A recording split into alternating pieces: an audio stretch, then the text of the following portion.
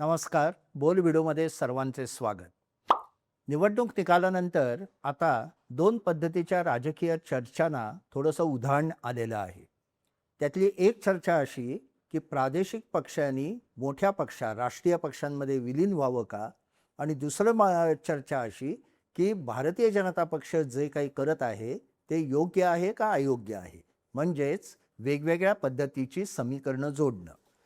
याचे दोन प्रकार आहेत. म्हणजे राजकारणाचा विचार केला तर ही चर्चा पॉलिटिकल मोरॅलिटी म्हणजे राजकीय नीतिमत्ता आणि पॉलिटिकल मॅथमॅटिक्स म्हणजे राजकीय समीकरणं या दोन पातळ्यांवर चाललेली आहे. जे मोरॅलिस्ट आहेत, जे नैतिकतेचा आग्रह धरणारे आहेत आणि त्यांचा आग्रह तो बरोबर आहे, नैतिकता ही पायाभूत हवीच.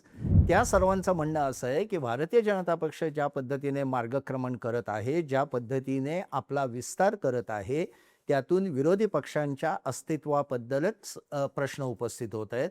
हळूहळू पूर्ण विरोधी पक्ष संपवून चीनप्रमाणे एका पक्षाची एकाधिकारशाही लोकशाहीच्या चौकटीत उभी करण्याचा एक कट म्हणा, डाव म्हणा किंवा उद्दिष्ट म्हणा, हे राष्ट्रीय स्वयंसेवक संघ आणि भारतीय जनता पक्षाच्या डोळ्यासमोर आहे आणि त्याबद्दल आपण सावध राहिलं पाहिजे आणि आत्तापासून त्याचा प्रखर विरोध केला पाहिजे.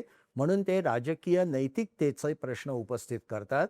उदाहरणार्थ, बंगालमधल्या निवडणूक निकालानंतर तृणमूल काँग्रेसचे आमदार हे आपल्या बाजूला वळवण्यासाठी किंवा खासदार आपल्या बाजूला वळवण्यासाठी जी धडपड भारतीय जनता पक्ष करत आहे, धडपड म्हणण्यापेक्षा प्रयत्न करत आहे आणि त्याला तृणमूल काँग्रेसमधनं जो प्रतिसाद मिळत आहे तो अनेकांना धोकादायक वाटतो. राजकीय नैतिकतेच्या दृष्टीने राजकीय नैतिकता, नीतिमत्ता यात लयाला जाते असं म्हटलं जातं. दुसऱ्या बाजूला हेच प्रकार काही प्रमाणात महाराष्ट्रात झाले, काही प्रमाणात अन्य राज्यांमध्येही झाले. त्याची एक यादीही अनेक जण देतात. मध्य प्रदेशात तेव्हाचा काँग्रेस पक्ष फोडला गेला.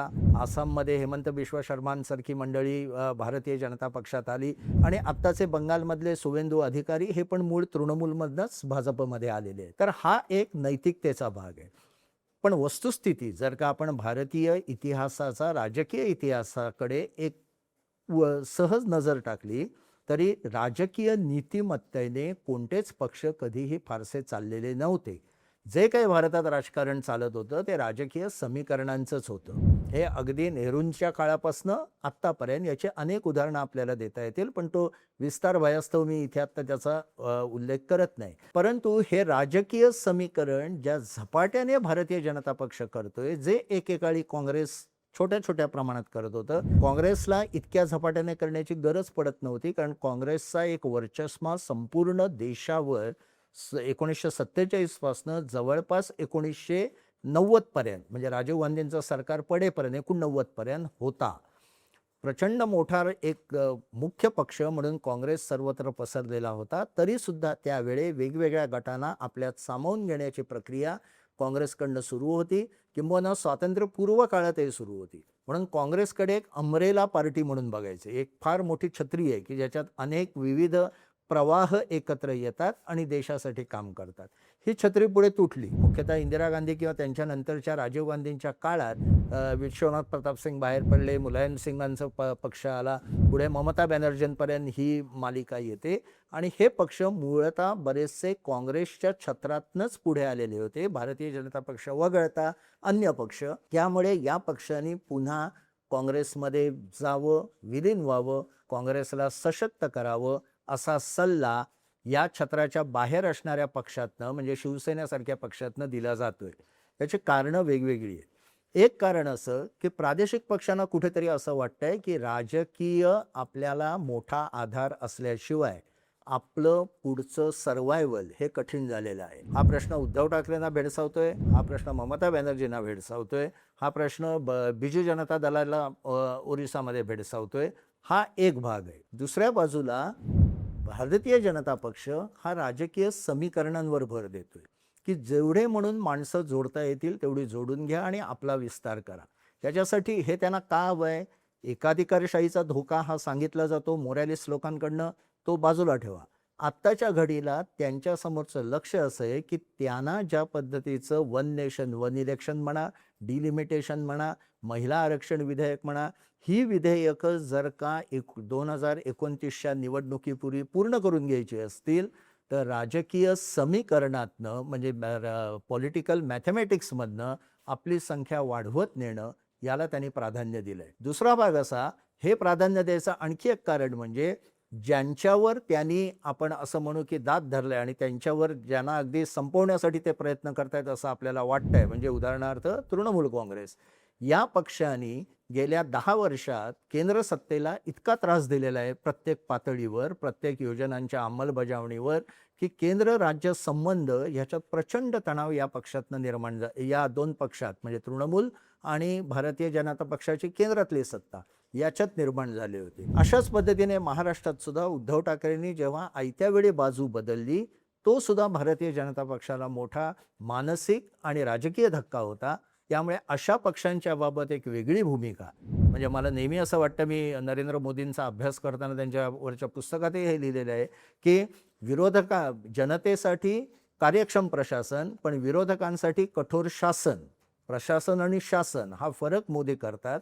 त्यामुळे दुसऱ्या बाजूला मग त्यासाठी साम दाम दंडभेद जे जे काही उपाय करायचे असतील ते करून राजकीय समीकरण, आपलं समीकरण मोठं करायचं, ज्याला पूर्वी बेरजेचं राजकारण म्हणत, आता राजकीय समीकरण म्हणतात, ते करण्याची नरेंद्र मोदींची धडपड आहे. आता याचा पुढचा टप्पा असा की मग खरोखर विरोधी पक्ष प्रादेशिक पक्षांनी करावं काय?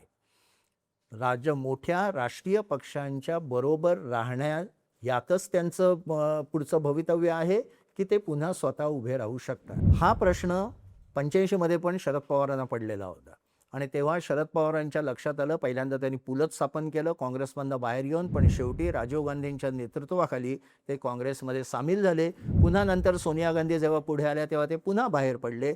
पण त्या काळात त्यांनाही हाच प्रश्न पडलेला होता की महाराष्ट्रात आपलं अस्तित्व टिकून ठेवायचं असेल, ताकद पूर्ण ठेवायची असेल, तर आपल्याला मोठ्या पक्षाची गरज आहे. तेव्हा काँग्रेसबरोबर ते काही काळ बराच काळ गेले. पुन्हा 99 मध्ये ते बाहेर पडले, कारण तेव्हा त्यांच्या लक्षात आलं होतं की काँग्रेस पक्ष आता थोडासा दुबळा झालेला आहे. जेव्हा राष्ट्रीय पक्ष दुबळे झालेले आहेत असं लक्षात येतं, तेव्हा प्रादेशिक पक्ष डोकं वर काढतात आणि जेव्हा प्रादेशिक पक्ष दुबळे झालेले आहेत असं लक्षात येतं, तेव्हा राष्ट्रीय पक्ष मोठा होतो. हे कायम दोघांमध्ये या पद्धतीचं चलनवलन चालू असतं. हे एनडीएच्या बाबतही झालेलं आहे. आज चंद्राबाबू नायडू नरेंद्र मोदी यांचं गुणगान गात होते. तेच चंद्राबाबू नायडू काही वर्षापूर्वी मोदींबद्दल काय बोलले होते हे आठवून बघा. आज जे नितीश कुमार सर्वात मोठा जागतिक पातळीवरचा नेता म्हणून नरेंद्र मोदींचं कौतुक करतात, त्यात नितीश कुमारांनी नरेंद्र मोदींना पंतप्रधान पदाचे उमेदवार म्हणून भाजपने जाहीर केलं, तेव्हा एनडीएतनं ते बाहेर पडले होते. पुन्हा आले, पुन्हा बाहेर पडले. त्या पुढचं सगळं राजकारण वेगळं आहे. मुद्दा हा आहे की राष्ट्रीय पक्षांची ताकद वाढते तेव्हा प्रादेशिक पक्षांना त्यांना त्यांच्याशी जुळवून घ्यावं लागतं. पण यातही फरक केला पाहिजे. आज ममता बॅनर्जी एकदम डिफेन्सिव्ह आहेत, बचावात्मक पवित्रात आहेत, त्यांच्याबरोबर कोणी नाहीत. खासदार बाहेर पडलेले आहेत, आमदार बाहेर पडलेले आहेत. याचं कारण सर्व असं सांगतात की अभिषेक बॅनर्जी यांची वागण्याची पद्धत किंवा यांनी ज्या पद्धतीने पक्ष चालवला त्यामुळे अनेक जण दुखावले गेले आणि अनेकांना त्यांची कौशल्य किंवा त्यांची राजकीय ताकद दाखवण्याच्या संधी मिळाल्या नाही. ज्या प्रादेशिक पक्षांमध्ये दुसऱ्या किंवा तिसऱ्या फळीतील कार्यकर्त्यांना किंवा नेत्यांना म्हणू आपण, कार्यकर्ते खूप पुढे राहिले, नेत्यांना मुख्यतः दुसऱ्या फळीतल्या संधी मिळत नाही असं वाटतं, तेव्हा ते पक्ष फुटत जातात आणि राष्ट्रीय पक्ष या फुटीला उत्तेजन देतात असं आढळून येतं. हे पूर्वी काँग्रेसने काही बाबत केलेलं आहे, आता भारतीय जनता पक्ष ते उघडपणे करत आहे. उदाहरणार्थ हेमंत बिश्व शर्मा यांना काँग्रेसमध्ये म्हणाव्या तशा संधी मिळाल्या नाहीत, ते बाहेर पडले. भारतीय जनता पक्षाने त्यांचा उपयोग करून घेतला. ज्योतिरादित्य शिंदेंचा भारतीय जनता पक्षाने असाच उपयोग करून घेतला. आपल्या इथे म्हणजे महाराष्ट्रामध्ये सुद्धा एकनाथ शिंदेंचा भारतीय जनता पक्षाने असाच उपयोग करून घेतला. संधी द्यायची, तुम्ही तुमचं कर्तृत्व दाखवा, कर्तृत्व दाखवाल तर तुमच्याबरोबर आम्ही व्यवस्थित डील करू, तुम्हालाही शाबूत ठेवू आणि आमची शक्ती वाढवू.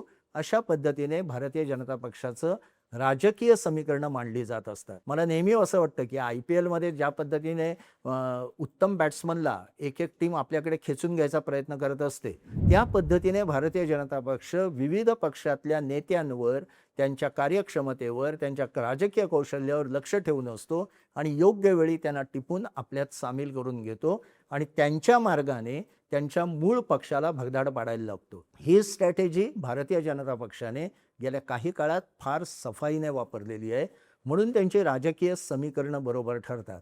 पुन्हा एकदा सांगतो, राजकीय नैतिकतेची आपण चर्चा करत नाही. नैतिकतेने या गोष्टी बरोबर आहेत की नाही हा वेगळा मुद्दा आहे, तो फिलॉसॉफिकल मुद्दा आहे. ही राजकीय समीकरणं प्रत्यक्ष जमिनीवर कशी होतात त्या संबंधीचा आपण चर्चा करत आहोत. यातही एक फरक असा केला पाहिजे की जे प्रादेशिक पक्ष आणि त्यांचे नेते हे धडाडीने उभे राहतात, कर्तृत्वाने काम करतात, त्या पक्षांना राष्ट्रीय पक्ष फार धक्का लावू शकत नाही. उदाहरणार्थ, या निवडणुकीत द्रमुकचा मोठा पराभव झाला, पण स्टॅलिन यांचा एकही आमदार फुटला नाही. पण अण्णा DMKचे आमदार फुटले आणि ते विजय बरोबर जायला लागले, कारण अण्णा DMKची लीडरशिप आणि संघटनात्मक शक्ती ही बरीचशी कमी झालेली आहे. DMKने आपली संघटनात्मक शक्ती गमावलेली नाही. बंगालमध्ये इंटरेस्टिंग असं आहे की बंगालमध्ये ममता बॅनर्जींना 40% मतं आहे. 40% ही काही कमी मतदाराची संख्या नाही, पण संघटन शक्ती त्यांची बरीचशी वीक झालेली होती, कारण त्यांनी डावे पक्ष ज्या पद्धतीने काम करत होते तसंच पुढे काम चालू ठेवलं होतं. ही संघटनेची ताकद मध्ये नसल्यामुळे आणि तरुण नेत्यांना वाव न मिळाल्यामुळे एकदम भारतीय जनता पक्षाला मोठी संधी निर्माण झाली. मला नेहमी असं वाटतं की समजा गेल्या 2 आठवड्यापूर्वीच ममता बॅनर्जींनी जाहीर केलं असतं की हो, आपला पराभव झाला आहे, त्याला अनेक घटक कारणीभूत आहेत, त्यातला एक महत्त्वाचा घटक कदाचित अभिषेक बॅनर्जी हा माझा भाचा, त्याची कार्यपद्धती असेल. अभिषेक बॅनर्जींना मी सांगते की 2 वर्ष तुम्ही बाहेर राहा, आम्ही पक्षाचं काय करायचं ते तिकडे मी पुन्हा लक्ष देते. तर मला असं वाटतं ही फूट टाळता आली असती कदाचित, किंवा कार्यकर्त्यांमध्ये उत्साह आला असता. त्या आपल्या भाच्याला एवढा सांभाळून का घेत आहेत हे गूढ आहे आणि त्याकडे कोणी त्याचं ॲनालिसिस कोणी करत नाही. नाहीतर तो ऑप्शन होता, कारण हे सगळे फुटणारे नेते आधी म्हणत होते की ममता बॅनर्जींचं नेतृत्व आम्हाला मान्य आहे, अभिषेक बॅनर्जींचं नाही. आज आता तशी स्थिती राहिलेली नाही. किंवा असं ममता बॅनर्जी म्हणाल्या असत्या तर हे फुटणाऱ्या लोकांची पंचायत झाली असती, कारण त्यांना मग ममता बॅनर्जींवर ब्लेम ठेवता आला नसता. अर्थात त्यांनी आणखी कारणं काढली असते की प्रशासन चांगलं नव्हतं, अँटी इन्कम्बन्सी वगैरे वगैरे. फुटणाऱ्याला काही 100 गोष्टी सांगता येतात. पण मुख्य प्रश्न, जर का या पद्धतीची घराणेशाही ही नसेल तर ते पक्ष चांगले टिकू शकतात, आणि घराणेशाही असेल तर ते अडचणीत येतात.